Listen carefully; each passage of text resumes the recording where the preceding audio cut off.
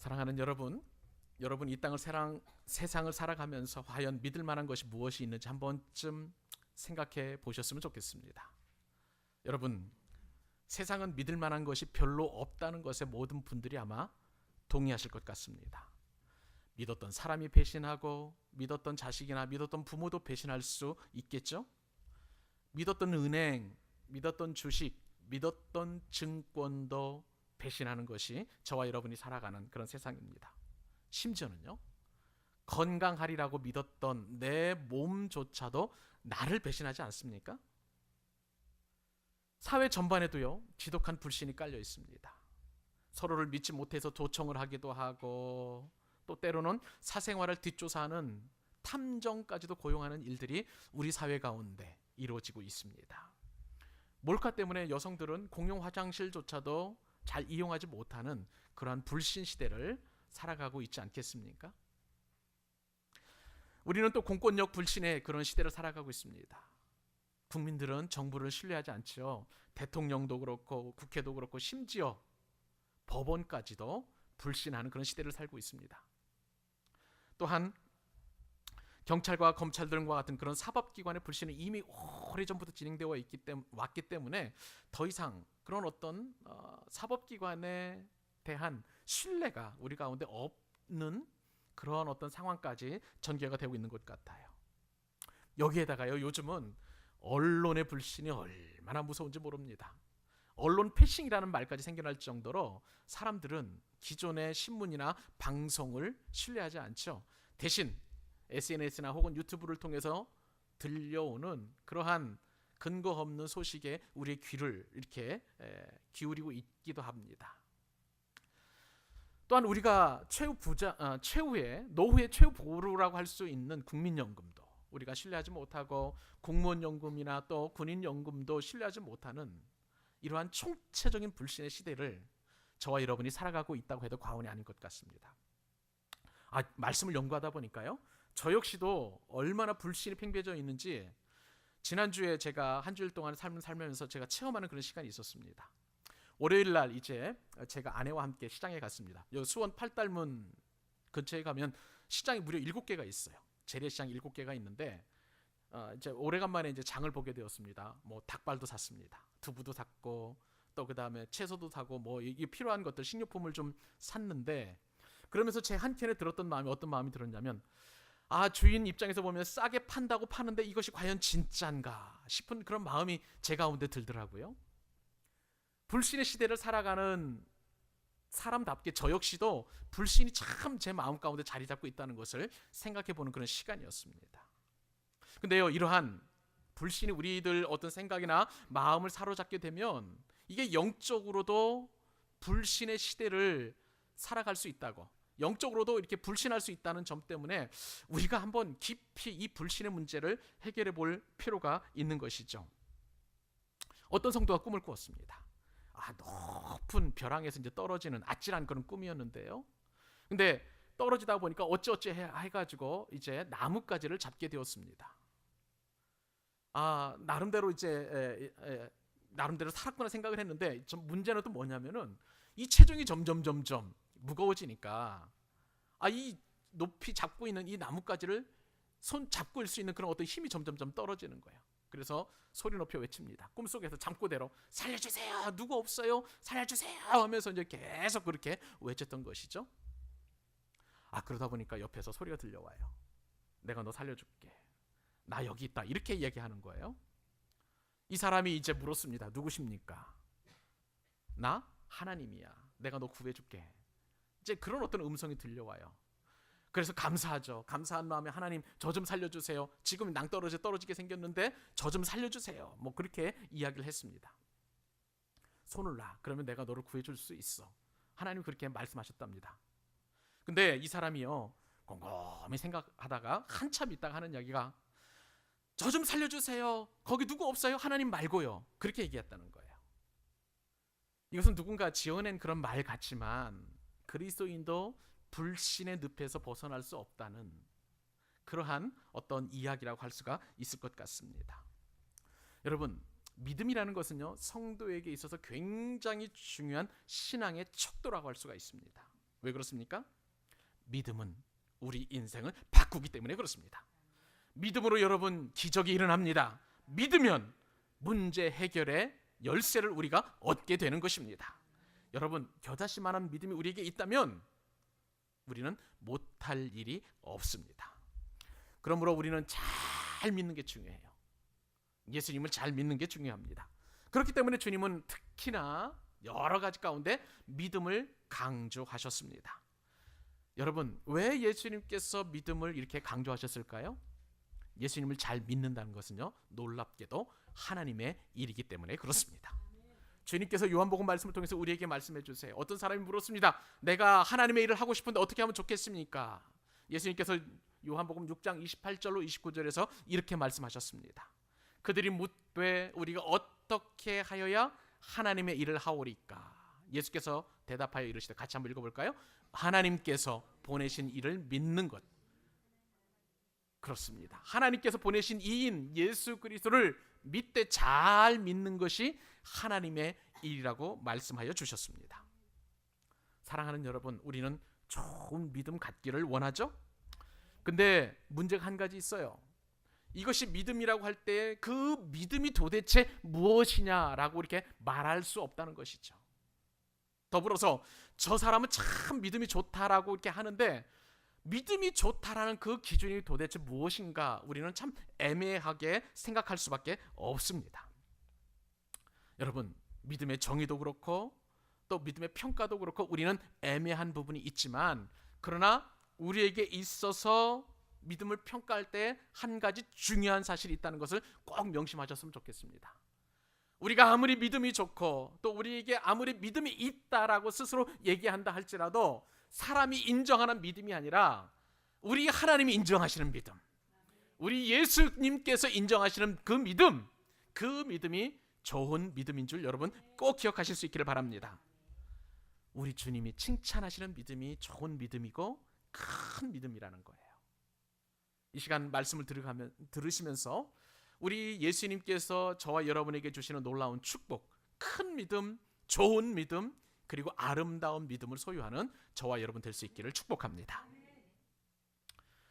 주님께서 오늘 말씀을 통해서 주시는 첫 번째 교훈이 있습니다. 첫 번째 교훈은 믿음에 관련된 교훈인데요, 믿음은 인생의 모든 문제를 예수님께 가지고 나아가는 것이 바로 믿음이라는 사실입니다.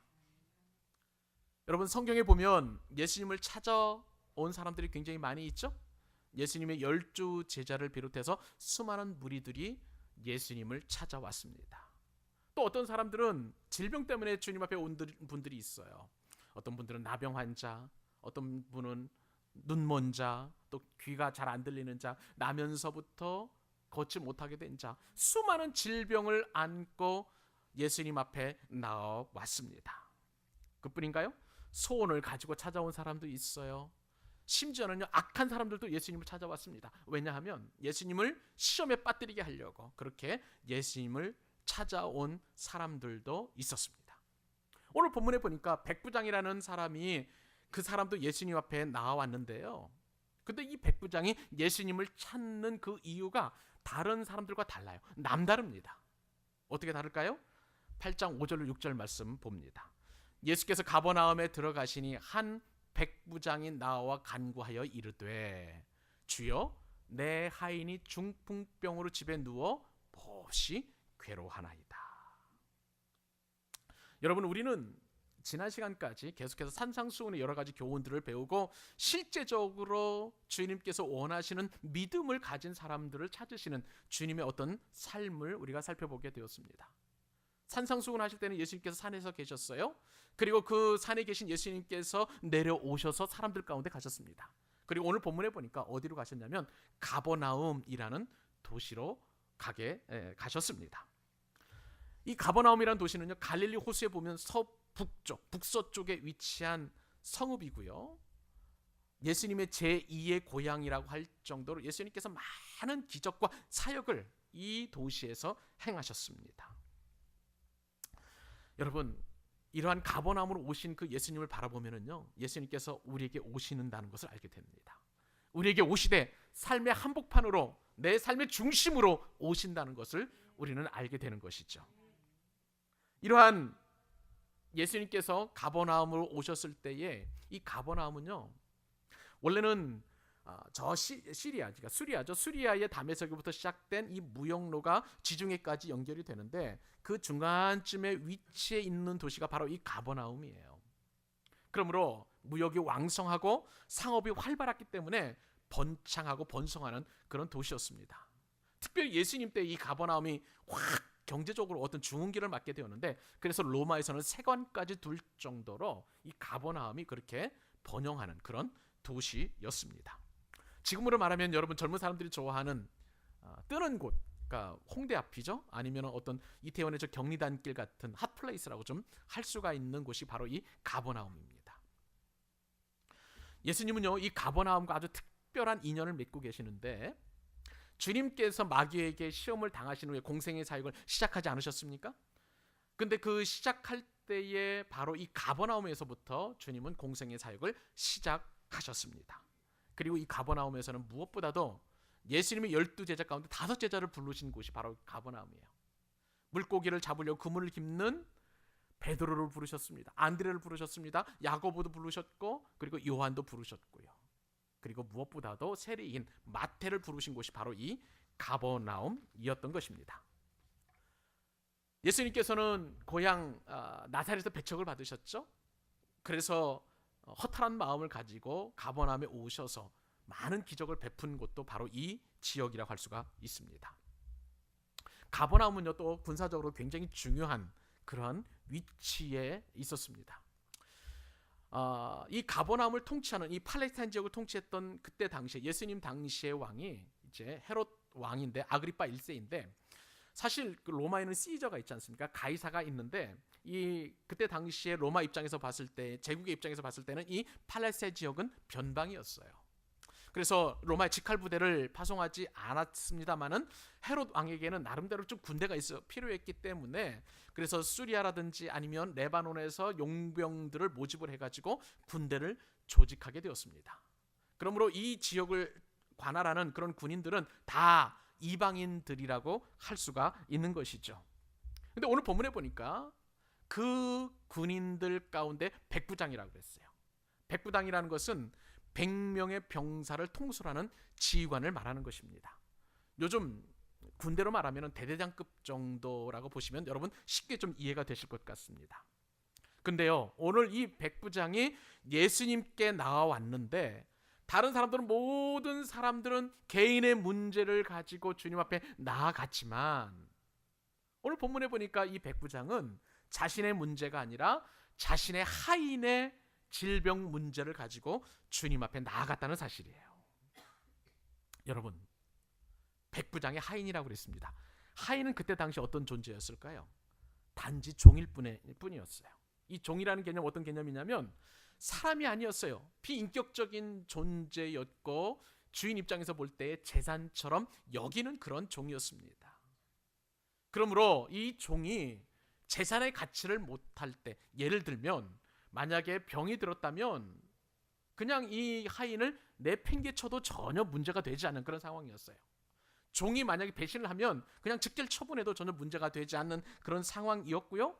그냥 주인이 실증나면 그냥 노예시장에 내다 팔면 되는 그런 존재였습니다. 그런데 백부장이 지금 중풍병으로 고통당하는 자신의 하인의 이 질병의 문제를 가지고 긍휼한 마음을 갖고 어떻게 하면 이 하인이 나을 수 있을까 싶어서 예수님 앞에 이 문제를 가지고 나와왔다는 거예요. 저는 한번 이 말씀을 묵상해 보면서 깊이 생각을 해보았습니다. 어떻게 해서 하인이 이렇게 예수님께 이 백부장에게 사랑을 받았을까? 여러 가지 이유가 있을 거라고 생각해요. 이 하인이 오랫동안 백부장을 모셨거나 내지는 어떤 전쟁터에서 백부장의 목숨을 구해주지 않았을까, 그런 생각을 해보았습니다. 그런데 성경은요, 여기는 관심이 없어요. 어떻게 해서 하인이 백부장의 사랑을 받게 되었는지, 애지중지하는 그런 마음을 갖게 되었는지, 긍휼히 여김을 마음을 갖게 되었는지 성경은 철저하게 침묵합니다. 분명한 것은 백부장이 하인을 대신해서 예수님 앞에 그 문제를 가지고 나아갔다는 사실입니다. 사랑하는 여러분, 여기서 우리는 믿음의 본질을 발견하게 됩니다. 믿음이란 무엇입니까? 나의 문제나 혹은 남의 문제를 막론하고 나의 문제나 남의 문제를 전혀 상관하지 아니하고 모든 문제를 주님께 가지고 나아가는 것이 바로 믿음이라는 사실입니다. 여러분, 이것이 믿음의 본질이에요. 모든 문제를 가지고 주님 앞에 나아간다. 내가 이 문제는 주님께서 해결해 주지 않으실 거야. 미리 재단하는 거 빼고요. 그런 것은 믿음이 아니에요. 내가 판단하는 것도 빼고요. 이것도 믿음이 아닙니다. 그런 불신을 다 내려놓고 모든 문제를 가지고 우리 인간 사회에서 관계적으로나 내 개인적으로나 가정적으로나 나에게 생겨났던 모든 발생한 문제를 가지고 주님 앞에 가지고 나아가면 반드시 그 문제가 해결된다. 그것이 바로 믿음이라는 사실을 오늘 본문에서 말씀해 주고 계시는 것입니다. 말씀을 묵상하다요, 성령께서 저에게 이런 마음을 주셨어요. 예수님은 판단하는 것보다도 행함을 먼저 요구하신다는 사실입니다. 어떤 문제라도 주님께 가지고 나아가면 해결받을 수 있다는 그 믿음, 그것을 우리 주님이 얼마나 기뻐하시는지 오늘 말씀을 통해서 우리에게 말씀해 주시는 거예요. 그러므로 여러분, 예수님께 가지고 나아가지 못할 문제는 없다는 것을 여러분 꼭 기억하실 수 있기를 바랍니다. 문제를 내 힘으로 해결하려고 하지 마세요. 그리고 문제를 주님께 맡길까 말까 내가 스스로 판단하지 마시기 바랍니다. 어떤 문제든지 간에 주님께 가지고 나아가면 그 문제는 해결해 주신다는 것입니다. 사랑하는 여러분, 여러분이 믿고 계신 그 예수님은 어떤 분이십니까? 내가 가지고 있는 이 학점 문제, 내가 가지고 있는 이 직장 문제, 내가 가지고 있는 어떤 진로의 문제, 아니면 질병의 문제, 이런 것은 주님께서 안 들어주셔. 지금까지 기도했는데도 안 들어주신 거 보니까 주님은 더 이상 응답해 주지 않을 것 같다. 이런 불신이 있나요? 주님 그것을 기뻐하지 않으십니다. 어떠한 문제라도 다시 시작하는 마음으로 주님께서 그 문제를 가지고 나가면 반드시 해결해 주신다는 강렬한 믿음을 가지고 백부장처럼 주님께 나아가는 저와 여러분 될 수 있기를 주님의 이름으로 축복합니다. 오늘 본문을 통해서 주님이 주시는 두 번째 교훈입니다. 그것은 다른 사람을 중보하는 믿음은 놀랍게도 즉시 응답받는다는 사실입니다. 여러분, 이번 주에 많이 놀라셨죠? 우리 아까 권사님 기도도 하셨는데 지난 목요일 밤에 강원도 영동 지역에서 엄청난 산불이 일어났습니다. 발화 지점을 보니까요, 강원도 고성군 토성면에 있는 어느 한 주유소 앞에 있는 전신 쪽 개폐기가 탁탁탁탁 이제 불이 이제 튀기고 하면서 이제 산불이 시작됐다고 그래요. 그런데 이 산불이 불씨가요 초속 30m, 어느 정도인지 모르시죠? 순간 최대 풍속의 시속 128km였다는 거예요. 별로 안 놀라시죠? 엄청나게 빠른 그런 태풍 같은 그런 바람이 불어가지고 이 불씨를 실어 날랐는데요, 사방으로 그냥 다 불씨가 이제 이렇게 튀게 된 거예요. 그 바람에 하룻밤 사이에 축구장 735배나 되는 엄청난 면적이 이 불피해를 당하게 되었습니다. 저는요, 예전에 1996년도에 강원도 고성에 있는 산불 피해 지역을 취재한 적이 있었는데요. 뉴스 상황을 보고 또 우리 교회 홈페이지에 올린 김상기 장로님께서 보내주신 그 사진을 보니까 제가 예전에 취재했던 그 장소하고는 그 산불하고는 비교도 할 수 없을 정도로 엄청나더라고요. 대단했었습니다. 그 화마가. 이 산불을 보면서 참 불이 무섭다라는 그런 생각을 하게 되었고요. 오죽하면 사람들이 화마라고 했을까, 불막이라고 했었을까, 이런 어떤 생각까지도 들 정도였습니다. 그런데 참 감사한 것은요, 이렇게 많은 불에 탄 면적에 비해서 인명 피해도 그렇고 재산 피해도 그렇고 생각보다 굉장히 적었어요. 너무나 궁금해서 제가 이제 신문을 좀 보고 그다음에 언론을 좀 이렇게 찾아보니까 숨은 비결이 있었습니다. 소방청 발표를 보니까요, 이 소방대원들의 활약이 얼마나 기가 막혔는지 정말 새삼스럽게 소방 공무원들에 대한 감사하는 마음을 갖게 되었습니다.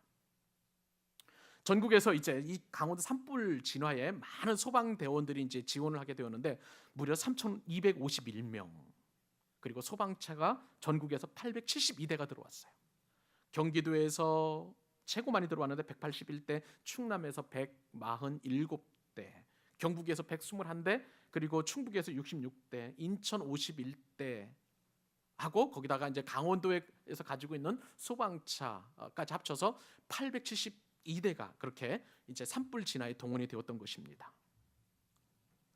여러분, 이 자료를 보니까 단일 화재의 관할 지역이 아닌 다른 시도에서 소방력을 이처럼 많이 지원한 것은 역대 최대 규모라고 합니다. 대형 재난에 있어서 이 관할 지역 구분 없이 정말 그 소방청에서 긴급 지령을 내려가지고 이렇게 이제 많은 도움을 서로 간에 주고받음으로 말미암아서 많은 피해를 줄일 수 있었다는 거예요.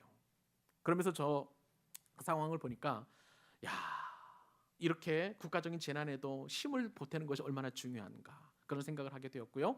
이러한 도움의 원리는 영적인 일에도 적용된다는 것을 제가 오늘 말씀을 묵상하면서 깨닫게 되었습니다.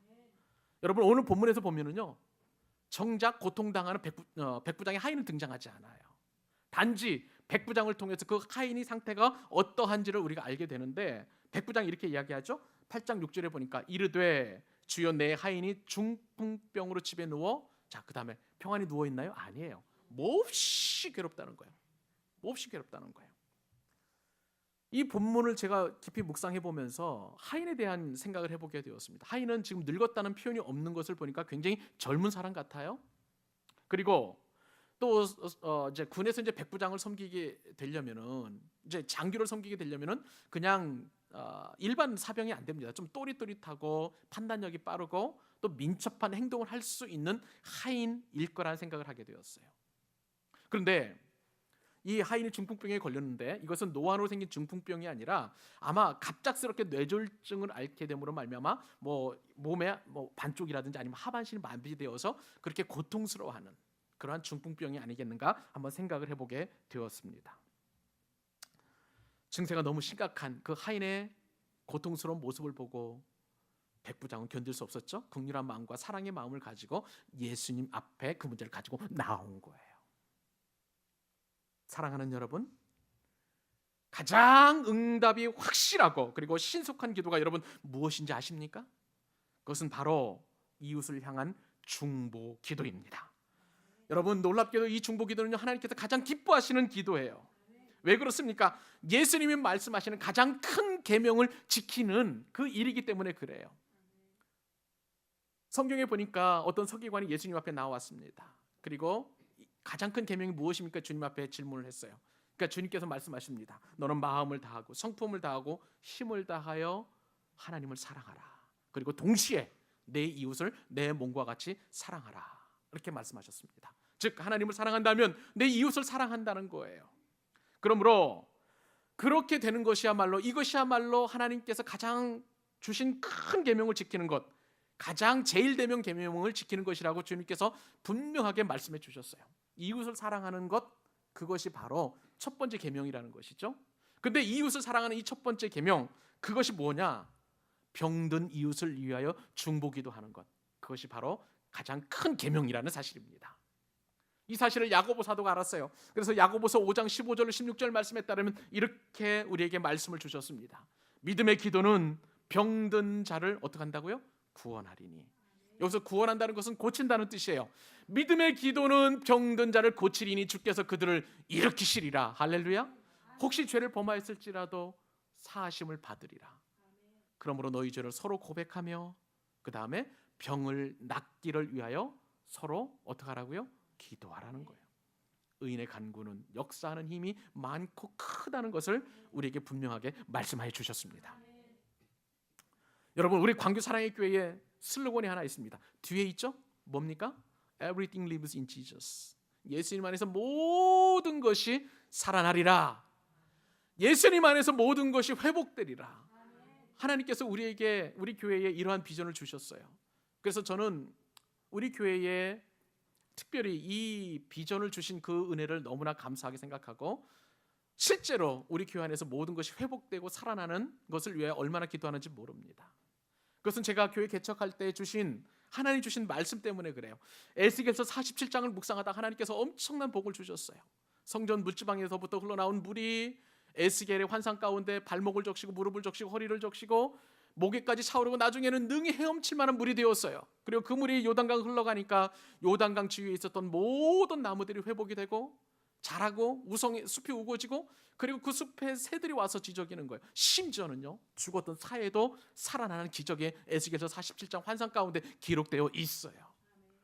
사랑하는 여러분, 이것이 바로 우리 교회에 주신 놀라운 비전과 축복입니다. 저는요, 그것을 그냥 받은 것이 아니라 제 나름대로 지나간 인생을 돌이켜보면서 하나님께서 저를 고쳐주시고 또한 우리 가운데, 우리 가정 가운데 주신 은혜 때문에 제가 이 비전을 놓칠 수 없습니다. 놓을 수 없는 것이에요. 저는 누누이 말씀을 드렸습니다만 고등학교 3학년 때 결핵을 앓았습니다. 그 결핵이 보통 결핵이 아니었어요. 3기까지 가서 매일 아침마다 피를 또 회내는데 한 주먹씩 이렇게 토해내는 고통 가운데 있었습니다. 이제는 죽겠구나 싶어가지고 마지막이다 싶은 그 심정을 가지고 하나님 앞에 100일 기도를 드렸는데 그 과정 가운데서 자연 치료로 저를 결핵을 하나님께서 낫게 해주셨어요. 이제는 덤으로 받는 인생이다 싶어서 이제 하나님 앞에 제 인생을 드리기로 작정을 했는데, 그런데 저희 가정 가운데 또 문제가 생겼습니다. 제가 두란노라는 그 회사 다닐 때에 그때에 좀 저희 가정에 어려운 문제가 생겼는데 셋째 아들이 불의의 사고로 중환자실에 입원하게 되었어요. 호흡을 못해가지고 무려 30분 동안 호흡을 못해서 혼수 상태에 빠졌던 것이죠. 그 병원의 중환자실에 입원해서 그 갓난아기가 6개월밖에 되지 않는 아기가 호흡기를 차고 계속 호흡을 하는데 정말 부모로서 가슴이 미어지더라고요. 그러는 가운데 너무나 고통스럽고 애통해하는 그런 마음이 있고 어떻게 이 문제를 해결할지 참 암담했는데, 그때 수많은 믿음의 사람들이 와서 우리를 격려해 주시고 예배드려 주시고 기도해 주시고 축복해 주시고 그리고 이겨낼 수 있는 힘과 용기를 저에게 주셨어요. 그렇게 해서 3개월 만에 저희 아들은 이제 하늘나라로 갔지만 그때 받은 그 은혜와 사랑이 제게는 굉장한 은혜로 마음 가운데 새겨졌습니다. 그때 주셨던 말씀이 로마서 12장 15절, 즐거워하는 자들과 함께 즐거워하고 우는 자들과 함께 울라. 그렇기 때문에 저에게는 그런 마음이 생겨요. 질병으로 고통당하는 분들, 그리고 마음에 어려움이 있는 분들, 영적으로 그렇게 힘든 분들을 저는 그냥 나몰라라 할 수가 없더라고요. 하나님께 주신 마음으로 백부장과 같은 심정으로 그렇게 긍휼한 마음과 사랑의 마음을 가지고 그분들을 위해서 기도할 수밖에 없는 거예요. 이것은요, 여러분, 우리 교회에 개척된 이후에도 지속되었습니다. 교회가 개척될 즈음에 벌써 1년 한 5개월 전이죠. 김영민 집사님께서 폐암에 걸리셨어요. 3기였습니다. 그리고 시한부 인생 판정을 받았어요. 얼마나 집사님 고통스러웠겠습니까? 그 젊은 분이. 그런 상황 속에서 우리는 하나님 주시는 이 귀한 마음과 그리고 이 우리 교회에 주신 비전을 가지고 계속 기도했죠. 매 집회 때마다. 그리고 하나님 주신 마음에 따라서 그분의 회복을 위해서 기도했습니다. 근데 여러분, 기적이 일어나지 않습니까? 완벽하게 고침을 받지는 않았지만 폐암이 발생했던 그 원뿌리만 잠깐 남아있고 그것도 줄어들고 나머지 임파선을 통해서 이렇게 퍼져나갔던 12개 모든 암세포들이 다 사라졌다는 거예요. 이것은 하나님께서 우리에게 주신 은혜인 줄로 믿습니다. 여러분, 우리 김영민 집사님께 회복될 수 있었던 것은 우리 모두가 다 백부장과 같은 그 믿음을 가지고 그 심정을 가지고 중보기도했기 때문에 하나님께 주신 은혜인 줄로 믿습니다. 우리 교회는 바로 이러한 회복의 은혜와 능력을 체험하는 그런 교회예요. 사랑하는 여러분, 중보기도를 통한 기적이 김영민 집사님뿐만 아니라 여러분 모두에게도 임할 수 있기를 축복합니다. 육체의 질병뿐만 아니라 여러분의 모든 어려움도 우리 중보기도할 때 사라지는 은혜를 경험하게 될 줄로 믿습니다. 우리는 이제 다다음 주에 고난중앙 특별 새벽 기도회를 합니다. 특별히 여러분에게 기도 제목을 나눠드린 이유가 있죠. 여러분이 중보기도를 거기에 적으십시오. 제가 강단에서 놓고 기도하겠습니다. 그리고 우리 모든 교우들이 함께 기도하겠습니다. 주님께서 반드시 응답해 주실 줄로 믿습니다. 왜요? 오늘 본문을 보니까 예수님은 중보하는 그런 백부장의 요청을 기꺼이 흔쾌히 들어주셨습니다. 어디에서요? 7절 말씀 보세요. 마태복음 7절 같이 읽습니다. 시작. 이르시되 내가 가서 고쳐주리라. 우리가 중보하면 주님께서 말씀하십니다. 내가 가서 고쳐주리라. 우리의 문제를 놓고 중보기도하면 내가 가서 그 문제를 해결해 주리라. 고침을 받고 해결받는 놀라운 축복이 고난중앙 특별 새벽기도 가운데 있기를 주님의 이름으로 축복합니다. 세 번째 교훈입니다. 주님께서 우리에게 주시는 세 번째 교훈은요, 겸손한 믿음이야말로 예수님을 감동시키는 믿음이라는 사실을 우리에게 교훈해 주십니다.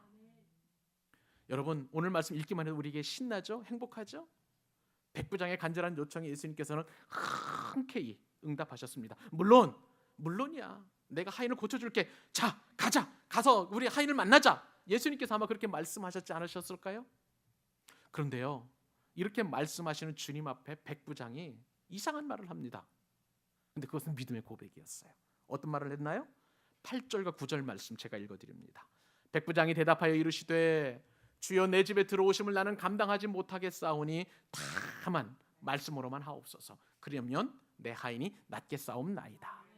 나도 남의 수하에 있는 사람이요 내 아래에도 군사가 있으니 이더러 가라 하면 가고 저더러 오라 하면 오고 내 종도로 이것을 하라 하면 하나이다. 그렇게 고백을 했어요. 여러분, 백부장의 믿음은요 굉장히 좀 보통 사람들과 달라요. 좀 비범한 데가 있습니다. 우선 예수님께 처음 나갔을 때에 이 백부장이 예수님을 뭐라고 부르는지 아세요? 주여, 주라고 부릅니다. 여러분, 이 주라는 개념 우리 지난 시간에 살펴보았어요. 가장 주라고 불렀었던 그 중요한 이유는 뭐냐면은 예수 그리스도가 하나님의 아들 메시아라는 것, 자신의 인생의 모든 문제를 해결할 분이시라는 것을 입술을 통해서 고백한 거예요. 그래서 백부장은 과감하게 주님 앞에 주여라고 이렇게 고백할 수 있었던 것입니다. 근데 여러분, 백부장이 예수님께 향하여 주라고 고백할 수 있다는 것은 굉장히 어려운 일이었어요. 왜요? 지금 로마는 이 팔레스타인 지역을 통치하는 그런 지배국이었습니다. 그리고 그 로마 정부의 어떤 허락을 받아서 분봉왕 헤롯이 이제 세워지게 되었고, 그 헤롯을 지키는 군대가 바로 이 백부장의 그 군대 아니겠습니까? 그렇다면 여러분, 백부장은 지배국의 군대였고 예수님은 피지배 민족의 하나의 랍비에 불과했던 그런 사람이었어요. 유대인의 한 분이셨습니다. 그런데 지배자가 피지배자에게 요청한다, 주라고 얘기한다, 그건 있을 수 없는 일이에요. 우리는 그것이 얼마나 어려운 일인지 나아만 장군을 통해서 알 수 있습니다. 열왕기에 보면 아람의 군대 장관 나아만 이야기가 나오죠. 나아만은요 아람국의 영웅이었습니다. 혁혁한 전과를 올려가지고 아람왕의 그 총애를 받는 그런 사람이었어요. 그런데 그에게는 나병이라는 이 무서운 질병이 걸리게 되었습니다. 백방으로 찾아다니면서 이제 이 나병을 나을 수 있도록 노력했지만 나아만은 그 나병을 고칠 수 없었어요. 그런데 자포자기할 때쯤 되어서 예전에 이스라엘을 침공했었을 때의 포로로 끌어온 그런 한 여종을 알게 되었는데 그 계집종이 전도를 합니다. 엘리사 선지자에게만 가기만 하면 이 문제가 해결된다는 거예요. 그래서 어쩔 수 없는 마음으로 이제 이 나아만 장군은 예물을 잔뜩 가지고 엘리사에게 나아갔습니다. 그런데 여러분, 이러한 엘리사가 그렇게 찾아온 나아만 장군에게 어떻게 했는지 아세요? 하인을 보냅니다. 그리고 요단강에 몸을 7번 씻으라. 나아만 장군의 입장에서 보면 이건 굉장히 괘씸한 일이에요. 그때 당시에도 아람은 광대국이었습니다.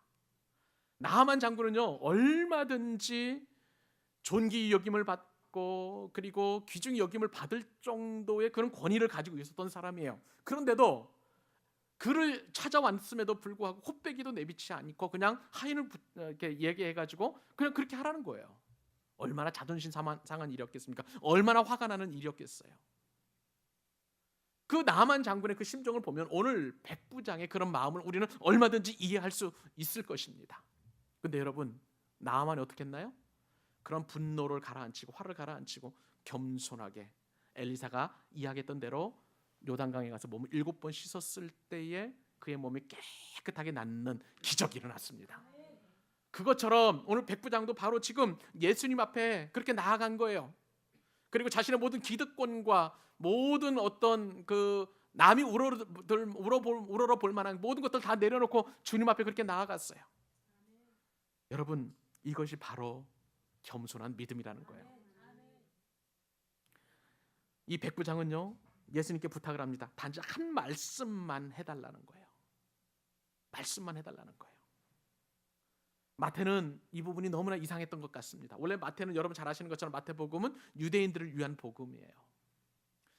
마태는요 이방인들을 철저하게 배격하는 그런 사람이었습니다. 그런데 그의 믿음이 얼마나 탁월했는지 이 마태조차도 그 이방인의 믿음의 사건을 이렇게 오늘 본문의 마태복음에 기록해 놓고 있는 것이죠. 그만큼 백부장이 가지고 있는 믿음은 더 놀라운 믿음이었던 거예요. 여러분, 저는 말씀을 묵상하면서요 성령께서 이런 마음을 주셨습니다. 예수님께 왜 백부장이 단 한마디만 해달라 그렇게 부탁을 했었을까? 여기에는 여러 가지 원인이 있었을 것입니다.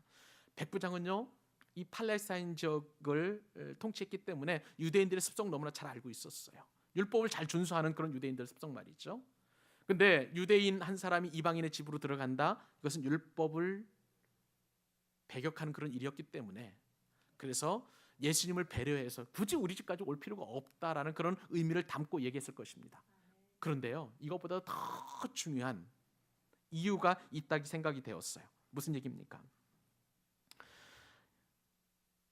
백부장은요 겸손하게 예수님께 부탁을 하는데, 그 부탁이 어떤 부탁이냐면은, 주님, 저는 당신이 내 집에 들어올 만한 가치가 없는 사람입니다라는 그런 마음이 이 믿음의 고백 가운데 있는 거예요. 그렇기 때문에 이 백부장의 마음에는 굉장히 주님을 향한 높임과 자신은 낮아질 수밖에 없는 겸손한 마음을 가지고, 자신의 문제도 아닌데 하인의 문제를 가지고 예수님 앞에 나아갔던 거예요. 사랑하는 여러분, 우리는 예수님께 겸손해야만 합니다. 왜입니까? 예수님이 겸손한 분이시기 때문에 그래요. 창조주이십니다. 영광을 받으시고 만유의 주이신 그 주님께서 사람의 모습을 입고 겸손하게 이 땅에 오셨는데 가장 낮은 그런 위치에 오셨죠. 연약한 어린아이의 모습으로, 그리고 냄새나는 짐승의 구육 가운데 오셨어요. 겸손하신 모습이십니다. 그래서 주님께서 말씀하셨어요. 나는 마음이 겸손하니 나에게 와서 배우라고 말씀하셨어요. 여러분, 겸손하신 예수님은 겸손한 사람을 알아보십니다. 겸손하신 주님은 무엇보다도 겸손한 백부장의 믿음을 잘 알고 있었어요. 겸손한 사람은 지혜가 있고 겸손한 믿음은 감동을 일으키게 되어 있습니다. 지혜를 가지고 그 겸손한 믿음을 가지고 백부장은 예수님 앞에 이 하인의 문제를 가지고 나아갔던 거예요. 그 백부장의 믿음을 예수님께서 보시고 얼마나 감동하셨는지 주님께서 이렇게 칭찬하십니다. 10절 말씀입니다. 예수께서 들으시고 놀랍게 여겨 따르는 자들에게 이르시되, 같이 읽습니다. 시작. 내가 진실로 너희에게 이르노니 이스라엘 중 아무에게서도 이만한 믿음을 보지 못하였노라. 할렐루야. 사랑하는 여러분, 예수님께 나아갈 때 우리는 겸손하십시다. 어떻게 겸손할 수 있습니까? 기도 제목을 가지고 상대방을 의식하지 않고 내 체면을 내려놓고 주저없이 누군가의 도움을 요청하는 것, 이것이 바로 겸손한 믿음이에요. 그렇기 때문에 여러분에게 겸손을 요구합니다. 기도 제목에 기도 제목 쓰세요. 겸손한 일입니다. 하나님께서 그 겸손을 보시고 반드시 여러분의 기도 제목 가운데 개입하여 주셔서 오늘 백부장이 칭찬받았던 그 믿음처럼 여러분의 믿음을 칭찬하시고 응답하여 주실 줄로 믿습니다. 마지막 교훈입니다. 네 번째 교훈. 말씀만 붙잡는 믿음을 가지라고 주님께서 우리에게 말씀해 주십니다. 여러분, 백부장의 믿음은 예수님께 칭찬받았다고 말씀을 드렸죠.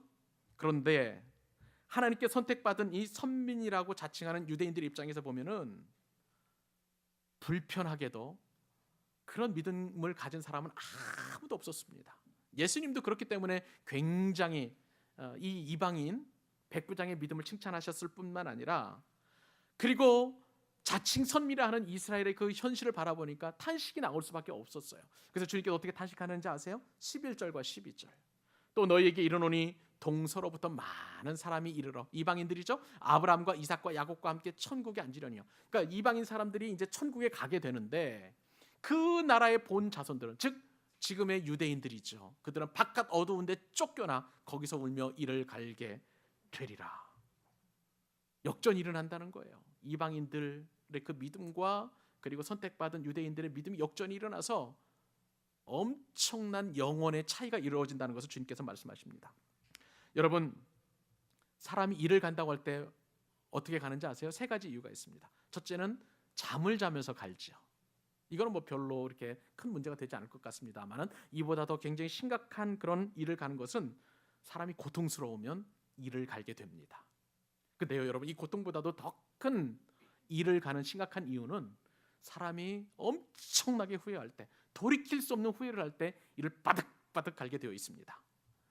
무슨 얘기인가요? 오늘 본문에 보면 예수님께서 그렇게 그랬다는 거예요. 예수님께서는 유대인들의 메시아로, 유대인의 왕으로 오셨습니다만 저들은 예수님을 인정하지 않았어요. 그런데 나중에 이제 저들이 예수님을 믿지 않은 거로 지옥에 가서 보니까 후회를 할 수밖에 없는 거예요. 내가 그때 만났던 그 예수가 메시아였고 우리의 구원자이신 것을 생각을 해보니 내가 왜 믿지 않았을까? 그 후회를 하는 것이고, 뿐만 아니라 내가 그토록 증오하고 미워했던 저 이방인들이 천국에서 아브라함의 자손으로 살아가는 것을 보니까 얼마나 배가 아픈지 그 현실을 보고 이를 바득바득 간다고 주님께서 말씀하시는 거예요. 사랑하는 여러분, 모든 것이 떠나가면, 모든 것이 지나가면 우리는 후회할 수 있습니다. 기차는 떠나가고 버스가 떠나간 다음에 우리가 손을 흔들어봤자 아무런 소용이 없는 것이죠.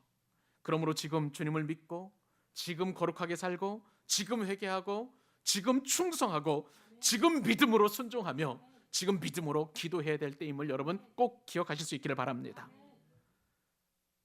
유대인들처럼 후회 없는 믿음을 갖기 위해서는 우리가 꼭 한 가지 명심해야 되는데, 그것은 말씀을 붙잡는 거예요. 백부장은 말씀을 붙잡았습니다. 그 말씀을 붙잡는 믿음의 소유자였던 거예요. 여러분, 백부장의 말 한번 다시 한번 보십시오. 주여, 내 집에 들어오심을 나는 감당하지 못하겠사오니 다만 어떻게 이야기합니까? 말씀만 하옵소서. 말씀만 하옵소서. 말씀만 붙들은 그 백부장의 믿음이 바로 이처럼 기적을 일으키고 예수님으로부터 칭찬받는 놀라운 믿음이었다는 사실인 것입니다. 여러분, 백부장은요 느낌 같은 어떤 감정적인 변화를 주님 앞에 드리지 않았어요. 그런 믿음을 바치지 않았어요. 어떤 표적을 보고 그 표적과도 같은 그런 믿음을 주님 앞에 바치지 않았어요. 오직 말씀만 붙잡고 그 말씀으로 주님 앞에 나아갔던 것입니다. 사랑하는 여러분, 백부장은 말씀의 권위와 능력을 믿었습니다. 이 시간 여러분에게 선포합니다. 주님께서 내가 가서 고쳐주리라, 내가 가서 그 문제를 해결해 주리라, 주님이 말씀하시면 반드시 고침을 받게 될 줄로 믿습니다. 근데 우리에게는 의심이 생기는 거예요. 말씀에 능력이 없는 거예요. 백부장과 같은 순전한 믿음, 그것은 바로 말씀만 붙잡는 거예요. 내 개인의 생각, 판단, 경험, 그리고 내 눈에 아무런 증거가 보이지 않는다 할지라도 오직 말씀만 붙잡고 나가면 그 말씀대로 주님은 역사하시고 행하시고 기적을 베푸시고 모든 것을 회복시켜 주실 줄로 믿습니다. 이러한 믿음을 가진 백부장에게 주님이 선포하시죠. 마태복음 8장 13절. 이 말씀 우리의 축복의 말씀으로 받기를 원합니다. 같이 한번 읽으십시다. 시작. 예수께서 백부장에게 이르시되 가라, 내 믿은 대로 될지어다 하시니 그 즉시 하인이 나으니라. 가라, 너의 믿은 대로 될지어다. 여러분, 믿음대로 되는 은혜를 경험하실 수 있기를 바랍니다. 말씀을 맺습니다. 오늘 말씀을 통해서 여러분이 주님을 찾고 섬기는 이유가 백부장처럼 순전할 수 있기를 바랍니다. 주님이 인정하시는 믿음을 가진 여러분 되실 수 있기를 주님의 이름으로 축원합니다. 믿음대로 되는 믿음은 우리가 주문을 외운다고 해서 되는 게 아니죠. 무작정 믿는 어떤 긍정의 힘도 아닙니다. 참된 믿음은 말씀을 근거로 한 믿음이어야 할 때 그 믿음은 온전한 믿음이며 참된 믿음일 줄로 믿습니다. 여러분, 그 믿음을 사모하십시오. 믿음은 내가 믿음 가져야 된다 다짐하고 윽박질러 가지고 믿음이 만들어지는 게 아니에요. 믿음은 주님이 주시는 선물입니다. 성령의 열매입니다. 그러므로 여러분, 믿음의 창조자이시고 창시자인 그 예수님 앞에 주님, 나도 백부장과 같은 믿음을 주옵소서. 말씀만 붙잡는 믿음 주옵소서. 겸손한 믿음 주옵소서. 무엇보다도 다른 사람을 위한 중보의 믿음도 주시옵소서. 그리고 우리의 모든 문제를 주님 앞에 가지고 나아가기만 하면 해결받는다는 그 믿음을 내게 주시옵소서. 우리는 믿음으로 구원받는 게 구원만 우리의 믿음으로 받는 게 아니죠. 우리의 승리도 믿음으로 얻게 되고 사명도 믿음으로 얻게 되는 것입니다. 그러면 우리의 삶 전체가 다 믿음이에요. 이 시간 주님을 감동시키시고 주님께서 원하시는 그 믿음을 소유하기를 작정하기는 저 여러분 될 수 있기를 바랍니다. 그 믿음을 가질 때 주님께서 말씀하시죠. 너의 믿은 대로 될지어다. 너의 믿은 대로 될지어다. 이 말씀 붙들고 우리 넉넉하게 승리하는 광교 사랑의 교우들 될 수 있길 주님의 이름으로 축복합니다.